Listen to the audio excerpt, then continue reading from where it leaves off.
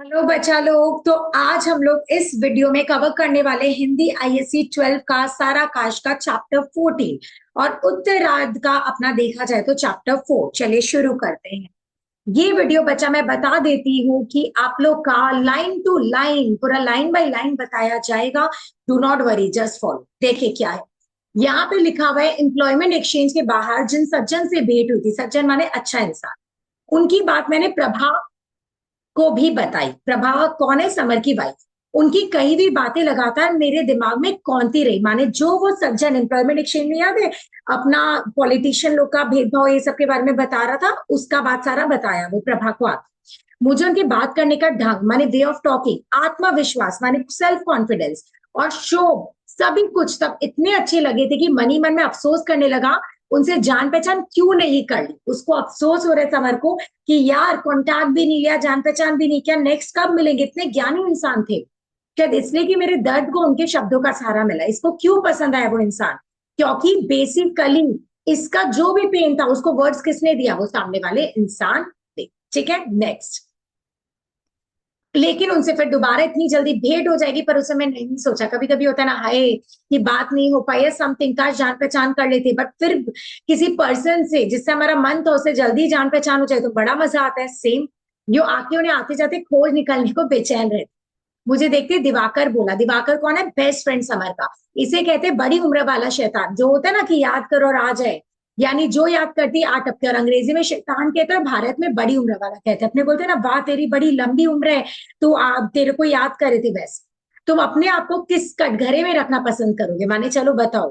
फीकी मुस्कान माने फेक हंसी हंसकर मैं बैठक में प्रवेश किया, माने आंगन में, जिसमें तुम्हारी इच्छा हो तो बोलते जहां भी रख दे भाई, जहां तेरी इच्छा है। लेकिन आराम कुर्सी, आराम कुर्सी माने जिसके दोनों हाथ होते हैं। आराम कुर्सी पर बैठे एक दूसरे सज्जन को देखकर मैं सकुचा गया। मैंने एकदम अचानक से, कौन? अपने आधे शरीर को उन्होंने सामने लंबा चौड़ा अखबार तान कर छिपा रखा था। अपना हाफ शरीर को ऐसे न्यूज़पेपर से छुपाया।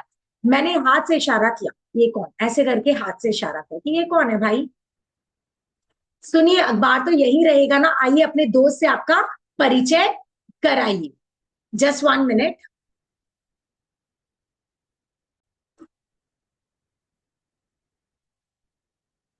ओके, तो आई होप इतना क्लियर है। फिर देखिए बोलते चलो तुमको परिचय कराता हूं, कौन है, ऐसे करके बोला गया। फिर देखिए आगे क्या देखते हैं हम लोग इसमें कि आइए आपके दोस्त से अपना परिचय कराए। दिवाकर ने उनका अखबार पकड़कर खींचा। नए व्यक्ति क्या सोचेगा ऐसे करके, कि नहीं होता कि हमेशा क्या करते रहते हो, शक्ल भी नहीं दिखा रहे हो वैसे, कि आप असभ्यता लगी। असभ्यता माने जो सिविलाइज नहीं।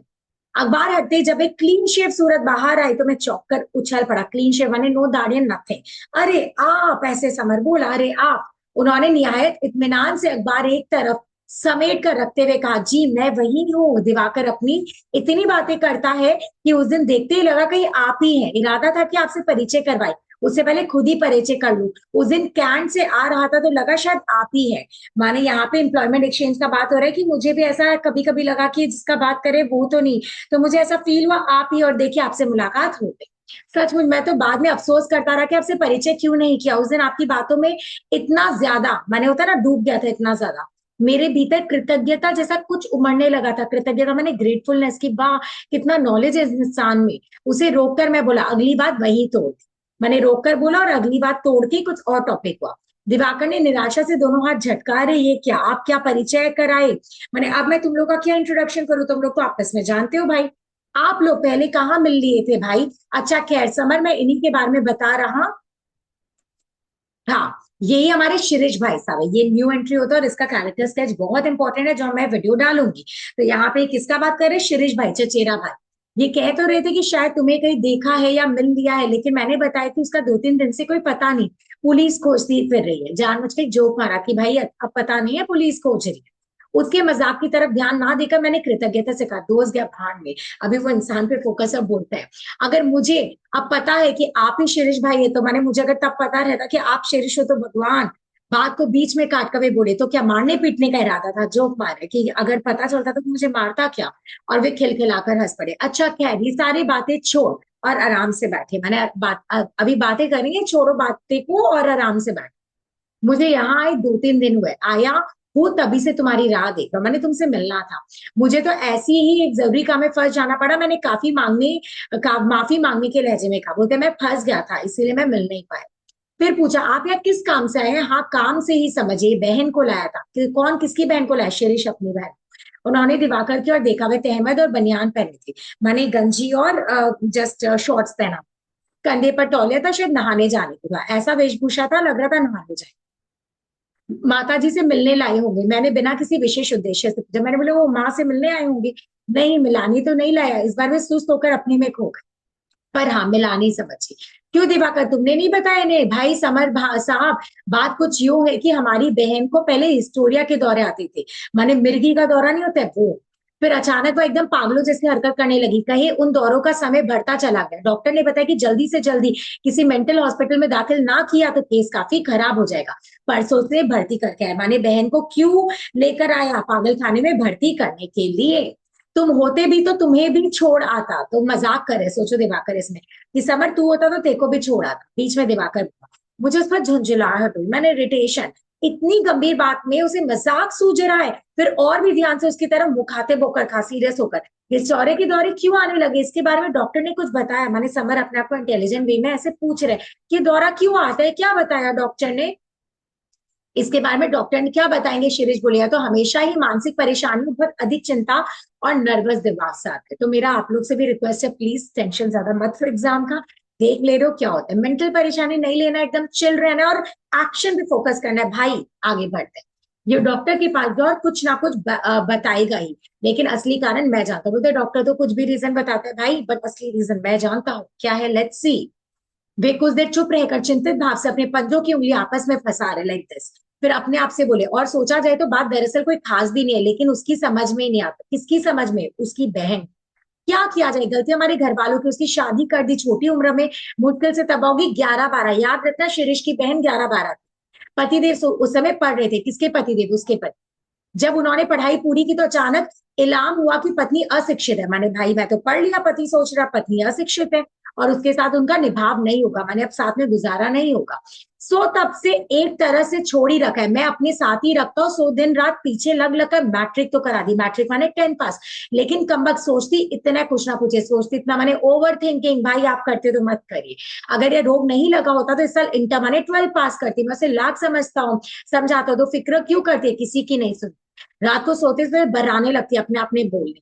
बात कहते कहते बहन के दुख से उनका गला भरा है। सेंटियो मैं मुंह मोड़कर अखबार के पन्ने ठीक से लगा हूँ। मैंने गंभीरता से कहा, मुझे लगा जैसे वह मुन्नी की बात करे। कुछ देर बाद पूछा, तब तो आपको हर बार यहाँ आना पड़ेगा मैंने बहन से मिलने?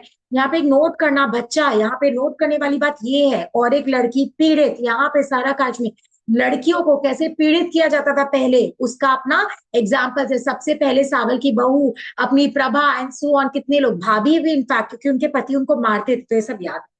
आगे और भी कुछ आप लोग को याद है तो प्लीज कमेंट करें। आगे देखिए, हूँ मैंने गंभीरता से कहा, जी हाँ महीने में 2-3 बार तो आना ही होगा, बड़ी परेशानी।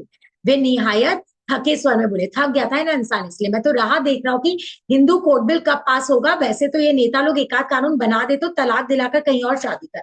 सच मॉडर्न माइंडसेट उस जमाने में कि भाई शादी किए तो तलाक भी करा दूंगा, but Hindu code bill pass हो जाए। कौन सा code bill? Hindu code bill. ना से शादी बेकार का पुछला तो छूटेगा, मैंने टैग हटेगा भाई। लेकिन इन्हें अपने वोटों की पड़ी है, घर वाले सब तो अपराध में है, मगर मुझसे तो ये मरते नहीं दिखते। घर वालों को तो एक गिल्ट होता है, बट ये मर रही है मुझे नहीं देखा जाता।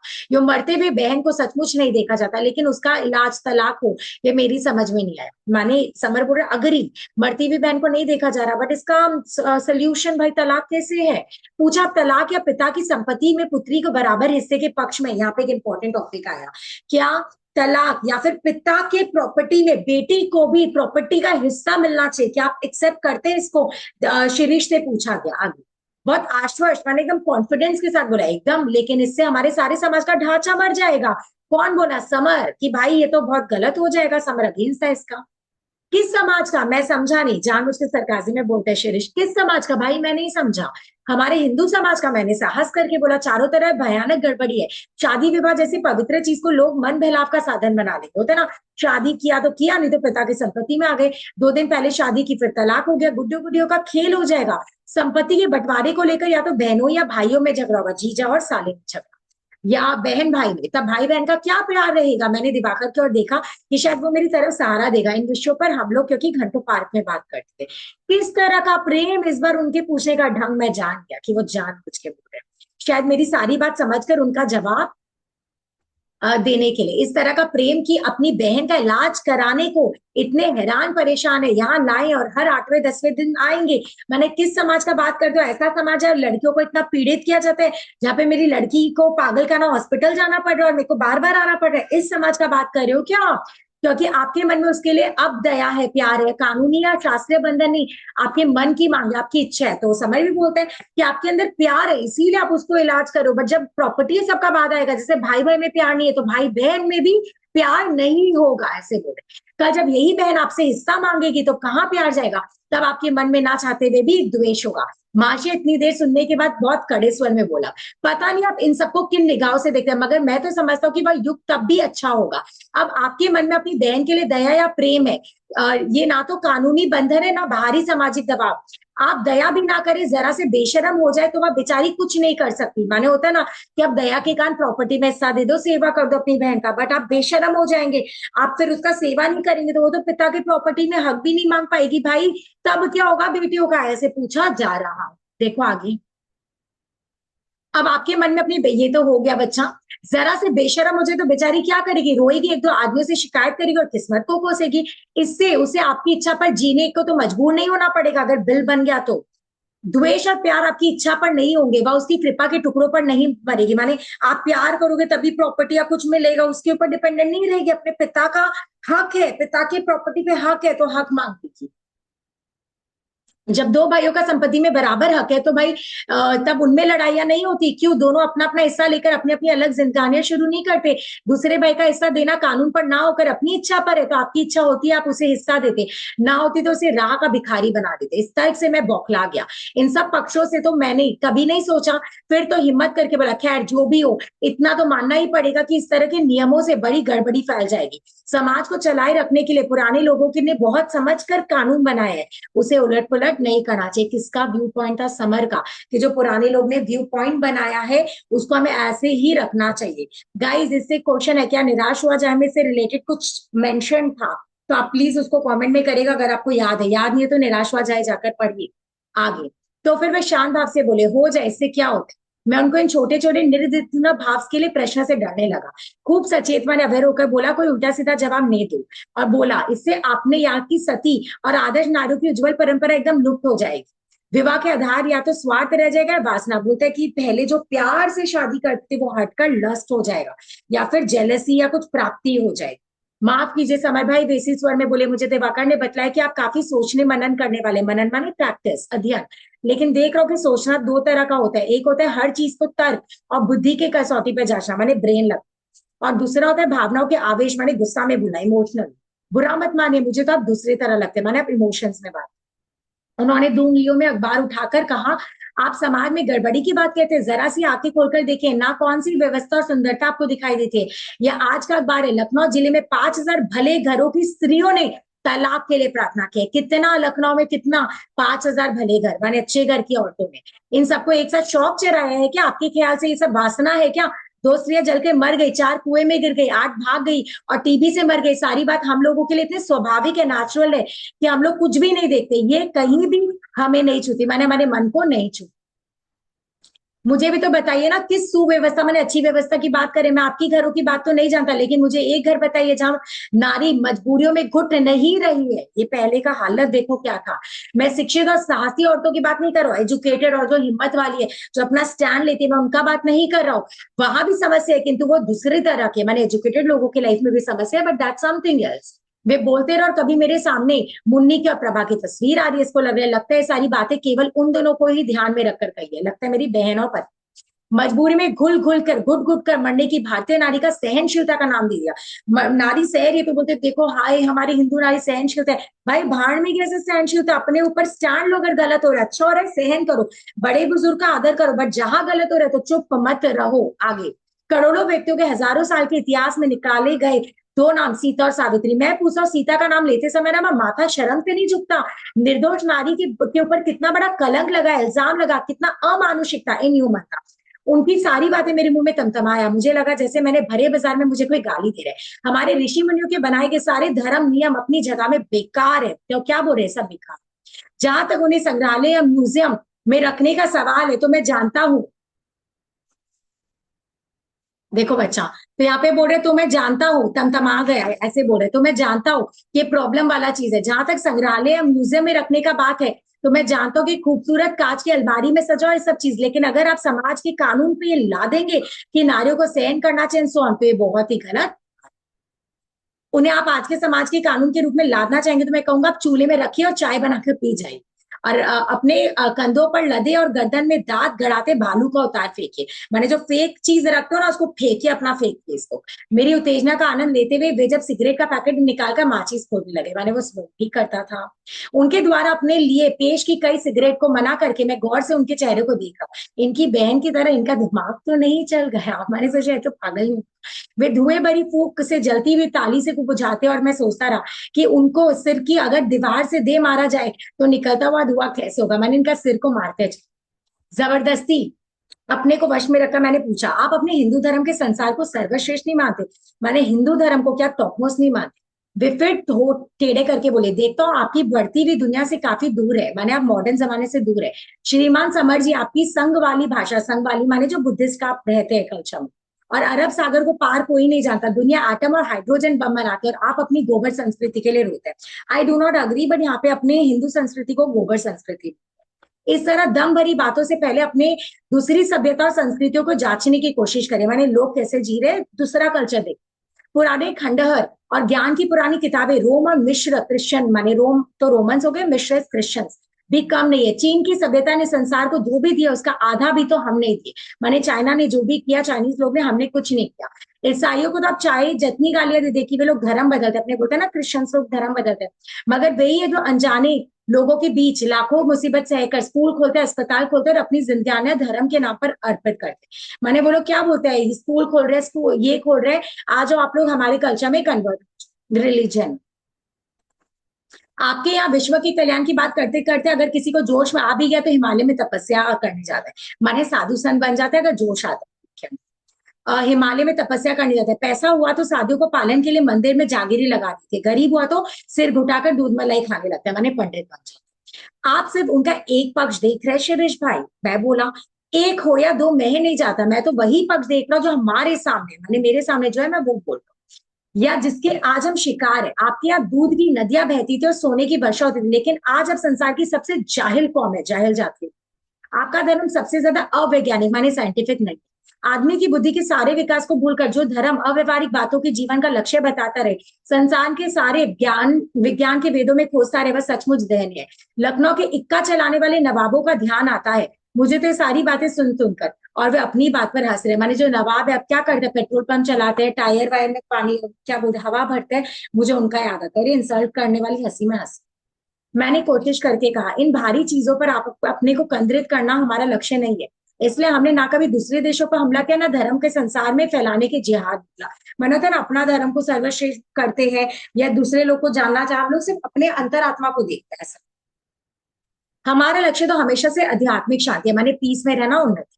और इस बार सिगरेट पीने बीच में छोड़ के वो हो करने लगे। बड़ा शब्द सुंदर शब्द, सॉरी, बड़ा सुंदर शब्द जाल है अपनी लाचारी छिपाने का। माने अब तो वर्ड्स के धनी है भाई, वर्ड्स में खो रहे हैं। इसे तो लोग गरीबों को पूजना कहते हैं। बाहर हमला ना करने का कारण कोई दार्शनिक आधार हो तो ऐसा हो, बल्कि सच्चाई ये है कि आपके पास ताकत नहीं है। माने तुम लड़ोगे क्या, तुम्हारे पास लड़ने का ताकत नहीं है सिर्फ, वरना आपस में लड़ने को, एक दूसरे का राज्य हड़पने में आपने भी कभी पीछे नहीं रहे। और जिन अशोक और कनिष्क के पास ताकत थी उन्होंने बाहर वालों पर कृपा कर दी, ऐसा तो नहीं है। मैंने होता है ना हमारा महाराज अशोक कनिष्क, उन्होंने तो लड़ाई लड़ाई है भाई जब पावर था तो। फिर बीच में भी अपनी बात तोड़ के बोले, मैं तो ना पुराने इतिहास की बात करता हूँ ना हवाई बातें, मैं तो सीधा बात पूछता हूँ। आज आप अपने देश में किसी भी आदमी को पकड़ कर पूछे उसके मन में कितनी आध्यात्मिक शांति, मैंने कितना पीसे पूछ लो भाई, शांति है क्या?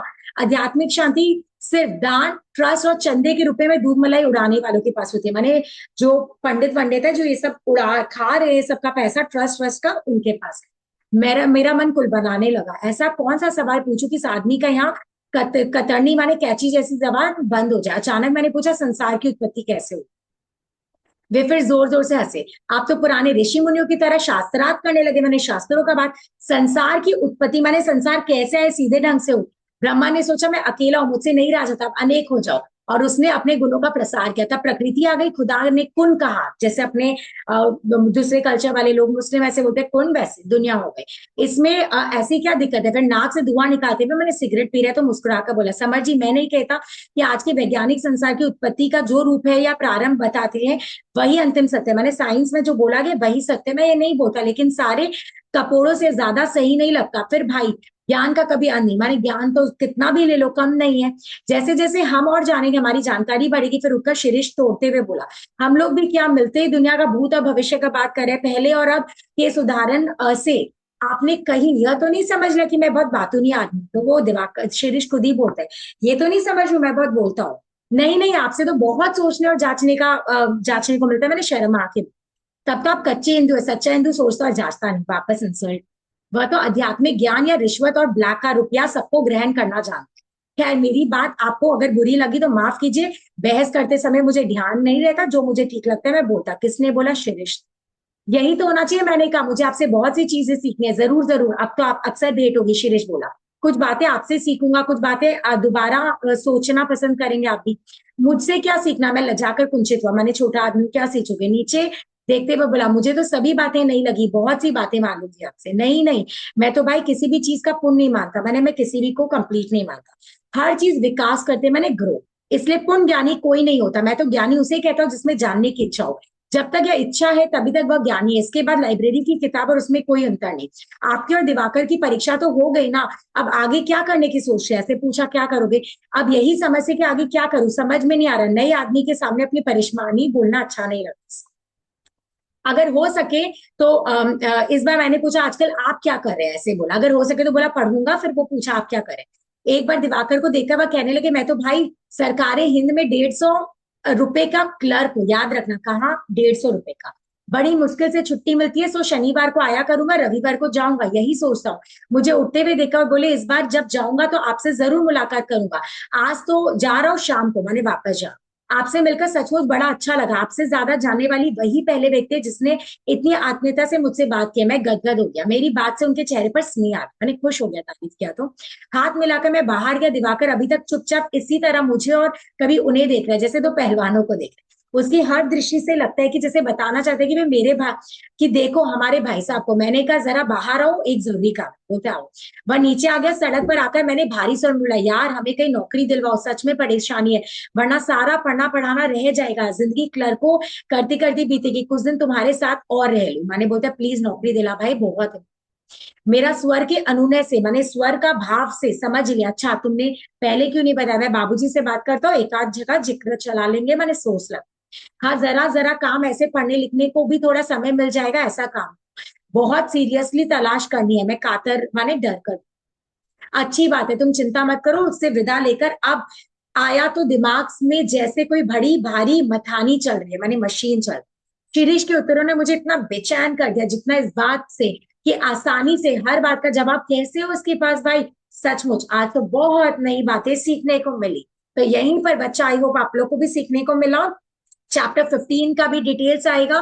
Please stay tuned. कोई भी दिक्कत है प्लीज कमेंट करके बताइए। स्टडी मटेरियल का एक्सेस चाहिए तो प्लीज व्हाट्सएप नंबर जो हम मेरा कम्युनिटी पोस्ट में किया हुआ है उस पर आप लोग प्लीज प्लीज प्लीज जल्दी से लीजिए, जल्दी से एक्सेस लीजिए और सब कुछ पढ़िए। एग्जाम के बाहर उससे कुछ नहीं आए। चलिए, थैंक यू सो मच। मिलते हैं नेक्स्ट वीडियो में। Thank you so much guys.